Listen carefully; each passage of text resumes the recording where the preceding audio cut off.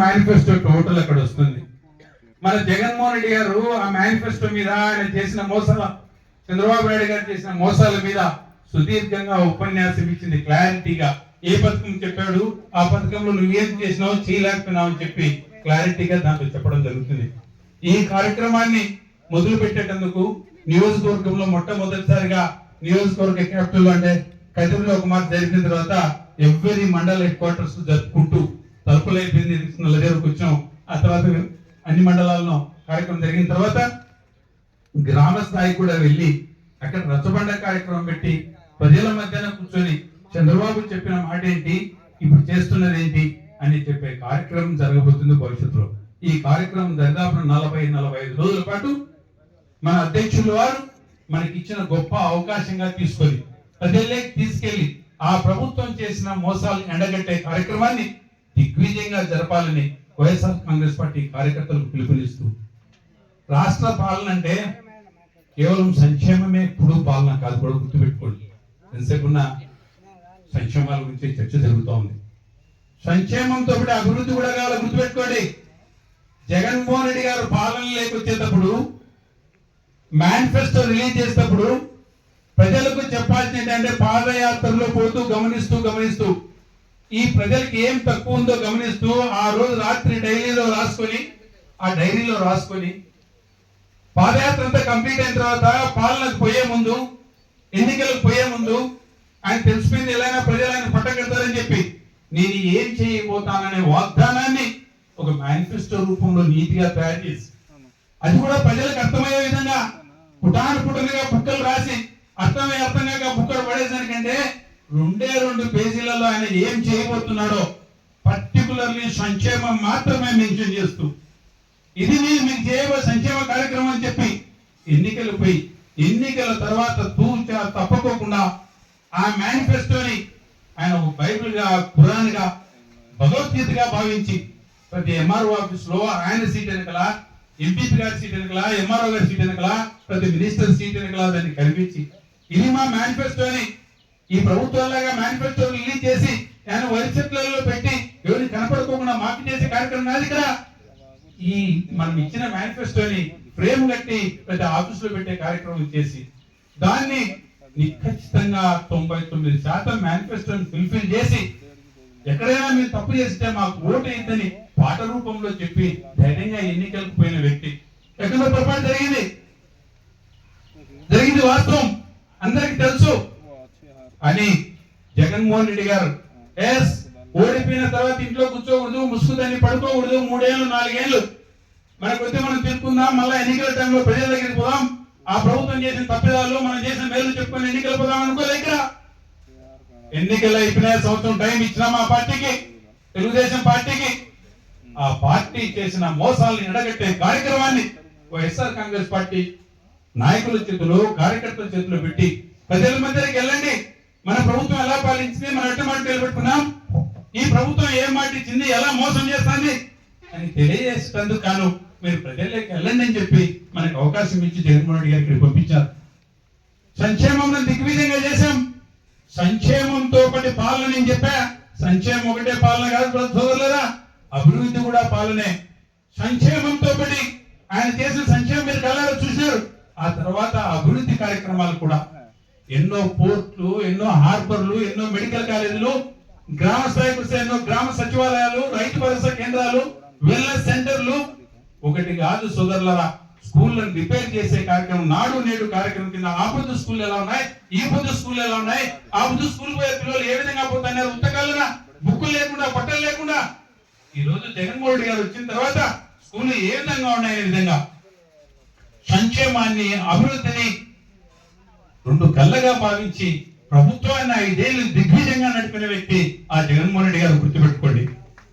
ఈ రోజున నువ్వు 1,50,000 కోట్లు దరిదాపున అప్పు చేసి ఈ రాష్ట్రంలో ఎన్నో మోసాలు చేస్తూ ప్రజల మీద విపరీతమైన బాధుతూ నాకు తెలిసి ఈ మొదటికి 19,000 కోట్ల రూపాయలు కేవలం కరెంటు మీదనే మనకు తెలియకోకుండా నీకు వెన్నుపోటు వేయడం అలవాటు కదా, మాకు తెలియకుండానే మా పాకెట్లలోని సొమ్మును నువ్వు కాజేసే రకం. ఏ విధంగా కరెంటు బిల్లుల రూపంలో 19,000 కోట్ల రూపాయలు మాకు తెలియకుండానే మా జోబులంటూ నువ్వు లాగేసినావు. నువ్వు దొంగతనం చేసేది కూడా మేము కనుక్కోలేని పరిస్థితుల్లో ఉన్నాం. ఎందుకంటే నీకు వెనతో పెట్టిన విద్య మోసం అన్నది నిన్నుపోటున్నది తెలుసు మాకు. గత 14 ఏళ్ళ నీ చరిత్ర, నువ్వు చంద్రబాబు నాయుడు గారు మీరు సీఎం గా చేసినప్పుడు ఈ 14 ఏళ్లలో నువ్వు చెప్పిన హామీలు ఏమీ నెరవేర్చవు, నువ్వు అబద్ధాలు చెప్తావని తెలుసు కూడా మోసపోవడం మాకు అలవాటు అయిపోయింది కూడా. మళ్ళా 5 ఏళ్ళు నీకు అవకాశం ఇచ్చినాం, ఇప్పుడు మోసపోయేందుకు సిద్ధంగా లేదు. సంవత్సర కాలం దాటిపోయింది, ఇంకా 4 ఏళ్ళు ఉంది.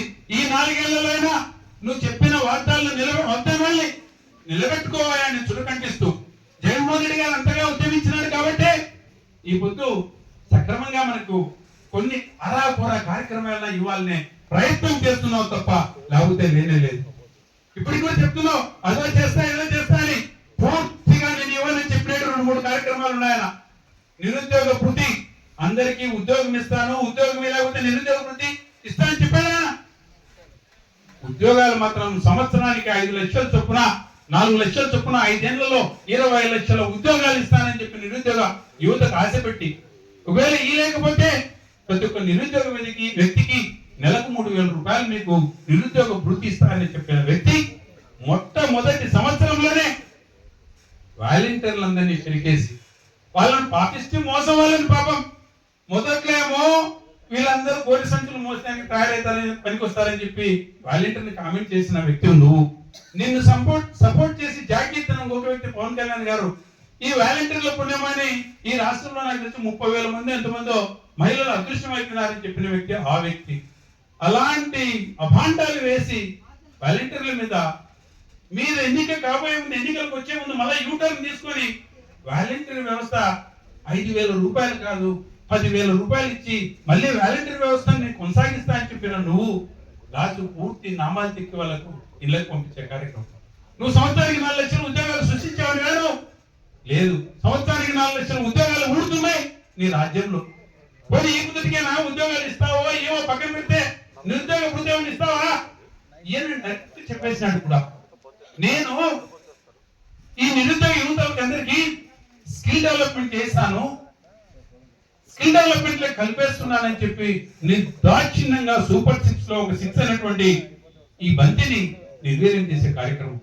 నిరుద్యోగులకు ఎవరికి మీరు ఇవ్వాలని చెప్పేసినాడు కూడా. అలానే గుర్తుపెట్టుకోండి, 18 ఏళ్లు దాటిన ప్రతి మహిళ, 60 ఏళ్లు మధ్యలో ఉన్న ప్రతి మహిళకు నెలకు 1,500 చొప్పున సంవత్సరానికి 18,000 ఇస్తానని చెప్పిన నువ్వు వాళ్ళకు కూడా నా ఊసెత్తకూడదు అని చెప్పి ఏం చెప్పాడు తెలుసా? దాన్ని P4 లో కలిపేసిన అంట. ఏ ఒక్కరికి తెలుసు P4 అంటే నేను ఇవ్వను, దాని టాపిక్ ఎత్తకూడదు. మీరు మీ మంత్రులు కానీ మీ నాయకులు కానీ ఎమ్మెల్యేలు కానీ పల్లెలకు వెళ్ళినప్పుడు ఆడపిల్లలు చూసినప్పుడు ఇంతకుముందు చెప్పినట్టు నీకు 1,500 నీకు 1,500 లేదా సంవత్సరానికి 18,000 అని మీరు కూసి ఓటు వేయించుకున్న ఆ మాట మర్చిపోయినారు. మీకు ఎవరికి ఇవ్వలేము, P4 లో కలిపేసి మీకు అందరికి ఇచ్చేసేటే ఊహించుకోకుండా కార్యక్రమం. ఇవన్నీ గమనించండి, ఒక్కటి కాదు చెప్తా పోతే ఈ రోజంతా మాట్లాడుకుంటున్నారా? పెద్దలు ఉన్నారు, ఆల్రెడీ ఒక కార్యక్రమం అయిపోయింది, ఈ కార్యక్రమం జరుగుతోంది. ఇంకొక మండలానికి కూడా పోవాల్సిన అవసరం ఉంది కాబట్టి మధ్యాహ్నం భోజనం టైం అయింది కాబట్టి చెప్తా ఉన్నా. సోదరులారా గుర్తుపెట్టుకోండి, బాబు చేసిన ప్రతి మోసాన్ని గుర్తుపెట్టుకోండి, ప్రజలకి ఎప్పటికప్పుడు గుర్తు చేస్తూరండి. ఇది బాబు చేస్తున్న మోసం. భవిష్యత్తులో కూడా మోసం చేస్తాడు, అప్పులు చేస్తాడు, కానీ ఎక్కడ అభివృద్ధికి మాత్రం ఖర్చు పెట్టాడు. పోయి సంక్షేమం కన్నా ఇస్తారా? సంక్షేమంకి ఇవ్వడు. ఆయన సంపద సృష్టించలేడు, మనకు పంచను లేడు. సంపద సృష్టిస్తానని చెప్పిన వ్యక్తి నువ్వెక్కడ? మాకైతే ఏ సంపద సృష్టించలేదు నాయనా, నీకు నీ కొడుక్కి నీ జాకీయత పవన్ కళ్యాణ్కి మీ ముగ్గురికే సంపద తప్ప ఈ ఆంధ్రప్రదేశ్ రాష్ట్రంలో ప్రజలకు ఎవరికి సంపద లేదు. గుర్తుపెట్టుకోండి, నీ సంపద సృష్టించలేవు, నువ్వు ఎవరికి ప్రజలకి మేలు చేయలేవు, అభివృద్ధి చేయలేవు, సంక్షేమం చేయలేవు. నువ్వు చేయలేని బాధని నువ్వు చేయలేకపోతున్నావని వైఎస్ఆర్ కాంగ్రెస్ పార్టీ నాయకులు ఆ జగన్మోహన్ రెడ్డి గారి ఆధ్వర్యంలో ఎవరైనా ఉద్యమిస్తే క్వశ్చన్ చేస్తే వాళ్ళ మీద మాత్రం నీ కొడుకు ద్వారా తయారు చేసిన రెడ్ బుక్ రాజ్యాంగం నువ్వు పేరు పెట్టుకొని మా అందరి మీద కేసులు పెట్టించే కార్యక్రమం మాత్రమే నువ్వు చేయగలుగుతావు. నీ రెడ్ బుక్ రాజ్యాంగాన్ని ఎవరు నమ్ముకొని లేవిరా? ఈ అంబేద్కర్ గారు రాసిన రాజ్యాంగాన్ని నమ్ముకొని ఉన్నాం, ఆ రాజ్యాంగ భద్రతతోనే బతుకుతున్నాం తప్ప నీ రెడ్ బుక్ భయానికి ఎవరు భయపడే వాళ్ళు ఎవరు లేరు. ఇక్కడ సంవత్సరం అయిపోయింది, నీకు వెసులుబాటు ఇచ్చినాం, ఇన్నాళ్ళు క్వశ్చన్ చేయలే. రాష్ట్ర వ్యాప్తంగా కానీ కదిరి నియోజకవర్గ వ్యాప్తంగా కానీ ఆ పైన చంద్రబాబు నాయుడు దగ్గర నుండి ఇక్కడ స్థానిక ఎమ్మెల్యే వరకు జరుగుతున్న ప్రతి అన్యాయాన్ని మేము లెక్కేసి రోజు రోజుకు అడుగుతూ వస్తాం. ఇది మాకు జరుగుతున్న అన్యాయం. వ్యక్తిగతంగా నువ్వేం ద్రోహం చేస్తున్నావు ప్రజలకి? వ్యక్తిగతంగా మీ చంద్రబాబు నాయుడు ఇచ్చిన మాటలు రాష్ట్రం మొత్తం యావత్ ప్రజలకి ఏం మోసం చేస్తున్నాడు అనేది ప్రతి రోజు క్వశ్చన్ చేస్తుంటాం. ఎన్ని కేసులైనా పెట్టుకో, జైలు అనేది మాకు అలవాటు అయిపోయింది. ఇదే గదిలో వారాల పాటు జైల్లో పట్టుకొని లేసినా మేము మాకు జైలుకు ఇంటికి తేడా లేదని ఎప్పుడో చెప్పాం. మా ఇంట్లో పరుపు ఉంటుంది, ఆడ సాపు ఉంటుంది, పేదలతో తేడా లేదు. మాకు జైల్లోకి పోయేదానికి సిద్ధంగా ఉన్నాం. నువ్వు ఎన్ని కేసులు పెట్టుకున్నా కూడా ఆ కేసుల్ని చెవి చూసే దానికోసం. అలానే నా కార్యకర్తల మీద ఎవరి మీద ఎన్ని కేసులు పెట్టినా కూడా కార్యకర్తలలో కదలొద్దండి, మీ ఎంట మేము ఉన్నాం. మిమ్మల్ని పట్టణ మీద స్టేషన్ తీసుకున్న మరుక్షణం 10 నిమిషాలకు, అర్ధగంటకు, గంటకు మీ దగ్గర ప్రత్యక్షమవుతాం. మీ మీద వేటపడకుండా ప్రయత్నం చేస్తాం. ఆ తర్వాత ఆ జగన్మోహన్ రెడ్డి గారు పెట్టిన అపాయింట్ చేసిన లీగల్ సెల్ ద్వారా మీకు అందరికీ బెయిల్ తీసుకొచ్చే కార్యక్రమం. అన్ని విధాలా మీకు సహకారం ఉంటూ, కార్యకర్తలకు అండగా ఉంటూ, ఈ నియోజకవర్గంలో వైఎస్ఆర్ కాంగ్రెస్ పార్టీ కష్టకాలంలో కూడా జెండా ఎగిరేసిన నియోజకవర్గం. 2014లో ఈ జిల్లాలో 12 తెలుగుదేశం గెలిస్తే 2 వైఎస్ఆర్ కాంగ్రెస్ పార్టీ గెలిచింది. ఆ 2లో కూడా కదిలి ఒకటి గుర్తు ఉండేది మీరు ఒక మాట గుర్తుపెట్టుకోండి. తక్కువలోనే ఎక్కువలోనే 2014లో కష్టకాలంలో గెలిచాం మనం. ఆ తర్వాత 2019లో 28,000 ఓట్ల పైచిలకు మెజారిటీతో కూడా ఆ రోజు కదిలో గెలుచుకున్నాం. చిన్న తప్పిదం, ఎక్కడ పొరపాటు జరిగిందో తెలియదు నాకు. ఎవరి మీద నిందలేయాల్సిన అవసరం లేదు. 2024 తిరిగి చాలా నేరో మెజార్టీతో పొరపాటున మేము ఎవరు ఊహించలే, చాలా నేరో మెజార్టీతో మాత్రం ఓడిపోయింది వాస్తవం. అందుకని దాస్కారం చేయొద్దండి. వైఎస్ఆర్ కాంగ్రెస్ పార్టీ కంచుకోటని కదిని కాపాడుకోవాల్సిన బాధ్యత వైఎస్ఆర్ కాంగ్రెస్ పార్టీ కార్యకర్తల మీద, ఆ కుటుంబం మీద అభిమానం ఉన్న ప్రతి వ్యక్తి మీద ఉందని, ఆ గురుతర బాధ్యతని మీ భుజాల మీదకి ఎత్తుకొని ప్రతి క్షణం ఆ జగన్మోహన్ రెడ్డి గారు రాబోయే రోజుల్లో ముఖ్యమంత్రి కావాలా, ఎన్నికలు జరగాల, కౌంటింగ్ మొదలు కావాలా, 88 మ్యాజిక్ ఫిగర్ ఎప్పుడు దాటుతుందో దానికోసమే ఊపిరి బిగబట్టి, ఎక్కడైనా ఊపిరి ఆగిపోతుందని ఊపిరి బలవంతంగా పీల్చుకుంటూ బతుకుతున్నాం. ఆ 88 మ్యాజిక్ ఫిగర్ దాటేదాని కోసం దేవుని 88 దాటే 150 దాటే ఆశ ఉంది. కానీ మొదట చూసేది 88 అనే మ్యాజిక్ ఫిగర్ ని చూడాలనే ఆశ కోసమే బతుకుతున్నాం. పొరపాటున దేవరాయ మధ్యలో తీసుకుపోయావు. ఆ జగన్మోహన్ రెడ్డి గారు సీఎం అయినందుకు ఆ మ్యాజిక్ ఫిగర్ దాటేందుకు బతికించి మళ్ళీ కాల్చింది తీసుకుపోయి ఆ భయం ఆ యమధర్మరాజును కూడా కోరుకుంటూ, ఆకాంక్షిస్తూ రాజ్యాధికారాన్ని, అలాంటి అభివృద్ధి, సంక్షేమం తమ పాలనలో తీసుకుపోతూ పేదల్ని, కిందన్న పేదల్ని పైకి తీసుకురావాలనే ఆలోచనతో ముందుకు పోతున్నటువంటి ఆ కుటుంబం. రాజశేఖర రెడ్డి గారు, జగన్ రెడ్డి గారి నుంచి ప్రత్యేకంగా చెప్తున్నా, పాలన అందరూ చేస్తారు, కామనది 5 ఏళ్ల మాట టర్మ్ ఇచ్చిన తర్వాత చేతనే చేస్తా అంటారు.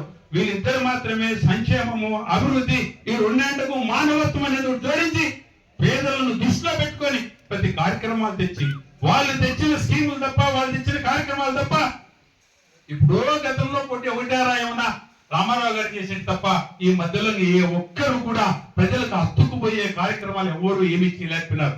కారణం వీళ్ళు ప్రజానాయకులు కాబట్టి, పేద ప్రజల పక్షపాతులు కాబట్టి, పేదల గురించి ఆలోచించే వ్యక్తులు కాబట్టే సమూలంగా పుట్టిన బిడ్డ నుండి సచ్చే తాత వరకు ప్రతి చేతి వృత్తుల వారికి, చదువుకునే వారికి, ఆరోగ్యం బాగలేని వారికి, వృద్ధులకు, వికలాంగులకు, వితంతులకు, ప్రజలకు పాలనలో సౌలభ్యం కలిగేటందుకు ఆ మహాత్మా గాంధీ కలగలిగిన గ్రామ స్వరాజ్యాన్ని మీ చెంతకు రామారావు గారైతే మండల వ్యవస్థతో, జగన్మోహన్ రెడ్డి గారైతే గ్రామ సచివాలయ వ్యవస్థతో మీ దగ్గరికి తీసుకొచ్చే కార్యక్రమాన్ని చేసిన మహోన్నతమైన వ్యక్తులు పుట్టిన ఈ టైంలో, అలాంటి మహోన్నతమైన వ్యక్తుల చేతిలో రాజ్యాధికారం ఉండాలి తప్ప మోసం చేసే వ్యక్తుల దగ్గర ఎప్పుడు రాజ్యాధికారం ఉండకూడదు. మోసం చేసిన వ్యక్తుల దగ్గర రాజ్యాధికారం ఉండకూడదు. ఏం చేయాలా? మోసగాళ్లను మనం నమ్మకూడదు. పదే మోసం చేస్తూ వచ్చినటువంటి ఆ చంద్రబాబు నాయుడు గారిని ఒక్క మాట గుర్తుపెట్టుకోండి. నీ జీవితం అంతా అబద్ధాలేను. గతంలో నా దగ్గర 2014-19 మధ్యలో సంపూర్ణంగా రుణమాఫీ చేస్తా అని చెప్పి, వ్యవసాయ రుణమాఫీ చేస్తా అని చెప్పి చేయలేక మాకందరికి బాండ్లు ఇచ్చినావు. ఆ బాండ్లు ఈ బుద్ధుడు కూడా మా బీరువాలలో ఉన్నాయి. మీ నాయకులు వస్తే మేము చూపిస్తాం పల్లెల్లో. ఆ పొద్దుచ్చిన బాండ్లకే గతి లేదు. ఇప్పుడు మళ్ళా కొత్తగా షూరిటీ ఎందుకు వస్తున్నావు? మా దగ్గరకు వచ్చి మీరు అబద్ధాలు చెప్తున్నారంటే 2 మీకు సాహసం ఎక్కువైనా ఉండాలా, సిగ్గు తక్కువైనా ఉండాలా, తప్పితే ఇంక వేరేది లేదని చెప్పి చూపిస్తూ ఆ ప్రభుత్వానికి ఈ ప్రభుత్వాన్ని బేరే చేసుకుంటూ ఇలాంటి మహోన్నతమైన నాయకుల్ని మళ్ళీ జగన్మోహన్ రెడ్డి గారిని ఈ రాష్ట్రానికి ముఖ్యమంత్రిగా చేస్తూ ఈ రాష్ట్రాన్ని ముందుకు తీసుకుపోయేదానికి ప్రతి విషయంలో, అభివృద్ధిలో గాని, సంక్షేమంలో గాని పేద ప్రజలు పైకి తీసుకురావడంలో కానీ చదువుకునే విద్యార్థుల విషయంలో కానీ ప్రతి ఒక్క విషయంలో కూడా మనం ముందుకు అడుగేయాలా, ఈ రాష్ట్రం ముందుకు పోవాలా, ఈ రాష్ట్రం బాగా ఉండాలా, ఆ దేవుడు కూడా సహకరించి ప్రతి సంవత్సరం వానలు సక్రమంగా పడాలా, పంటలు పండాలా, మన కెనాళ్ళంతా నీళ్లు రావాలంటే మనసున్న మహారాజులు మాత్రమే ముఖ్యమంత్రులు కావాలి తప్ప మీలాంటి వాళ్ళు ముఖ్యమంత్రి అయి మీరు కౌల పిల్లలాగా నువ్వు కరువు కౌల పిల్లలై నువ్వు ఏ పొద్దు ముఖ్యమంత్రి అయినా మాకు వర్షాలు లేక నీళ్లు లేక అహో రామచంద్రాన్ని అనుమతించే మీలాంటి నాయకులు మాకు అవసరం లేదని అలాంటి జగన్మోహన్ రెడ్డి గారిని మళ్ళీ మాకు ప్రసాదించమని ఓటర్ మహాశైలిని ఆ మా దేవుడిని కోరుకుంటూ ఈ అవకాశం ఇచ్చిన పెద్దలు ప్రతి ఒక్కరికి పేరు పేరున కృతజ్ఞతలు తెలియజేసుకుంటూ ఈ కార్యక్రమానికి వెన్నుదన్నుగా నిలబడి కార్యక్రమాన్ని సక్సెస్ చేసిన ప్రతి ఒక్కరికి పేరు పేరున కృతజ్ఞతలు తెలుపుతూ వైఎస్ఆర్ కాంగ్రెస్ పార్టీ మీద అభిమానం, రాజశేఖర రెడ్డి గారి మీద జగన్మోహన్ రెడ్డి గారి మీద అభిమానంతో బతుకుతున్న ప్రతి అభిమానికి పదాభివందనం చేస్తూ జోహార్